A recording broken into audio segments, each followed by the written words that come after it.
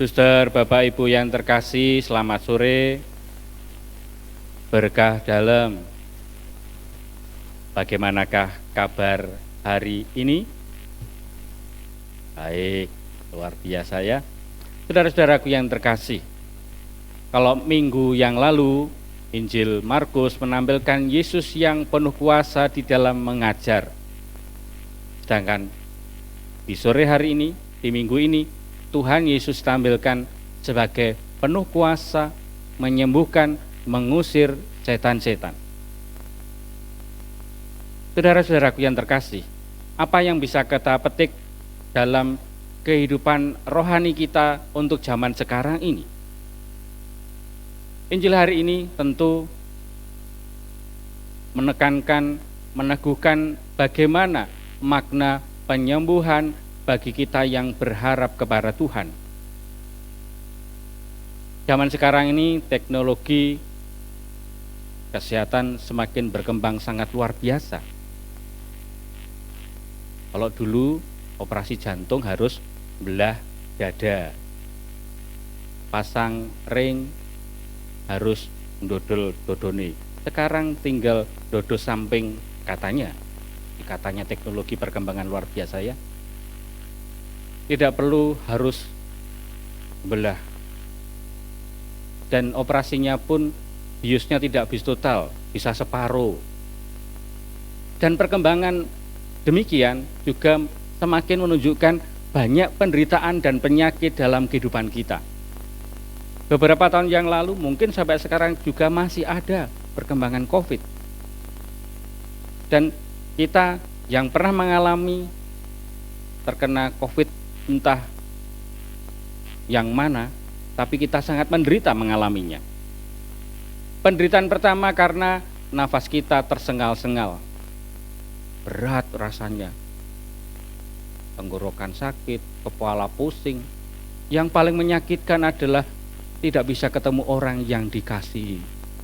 Loro tapi tidak pernah dikunjungi, tidak pernah disapa. Justru kalau ketemu, stop, kamu di sana, aku di sini.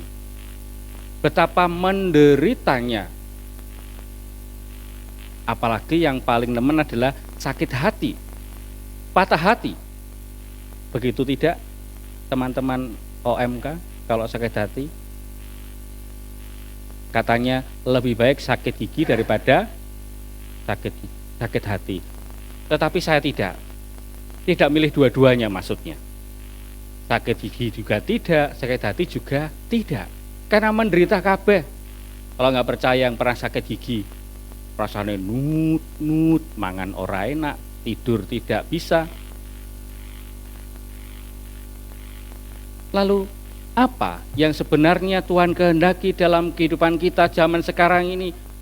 Di zaman dulu, sekian ribu tahun dulu, Tuhan Yesus hadir tengah-tengah kita untuk menyembuhkan.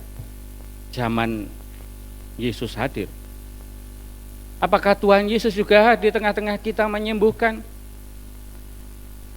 Apakah Tuhan Yesus juga hadir menemani kita di saat kita menderita?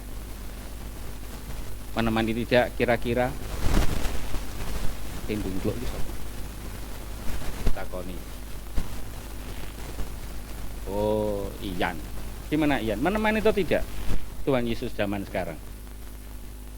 Manduk-manduk. Waktu diseneni Pak Kos Mas kah? Ora enak ya. Menemani dalam cara bagaimana? Wah, ini orang muda biasanya lebih tahu persis bagaimana Tuhan Yesus menemani kita zaman sekarang. Sally, gimana Tuhan Yesus menemanimu dalam kehidupan saat ini? Apalagi di saat mengalami derita, kekacauan hidup, bagaimana Tuhan menemanimu selama ini? Tuhan Yesus hadir dalam diri orang lain.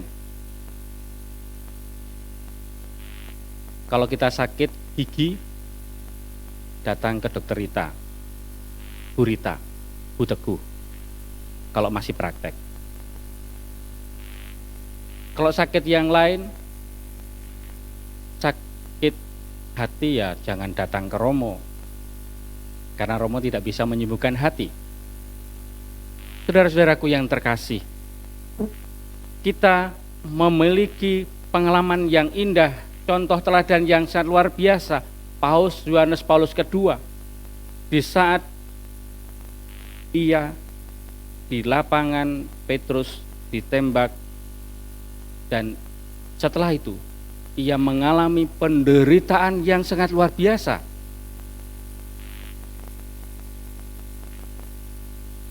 Tidak bisa sesegar zaman waktu sebelum ditembak itu.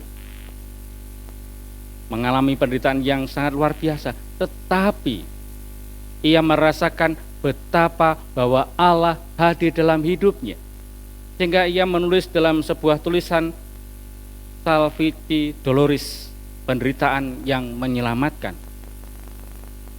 Menderita berarti dapat secara khusus menerima atau secara khusus menjadi terbuka terhadap karya keselamatan Allah yang menyelamatkan, yang diberikan kepada umat manusia dalam Kristus. Gampang diucapkan, Romo, mungkin kita protes demikian ya.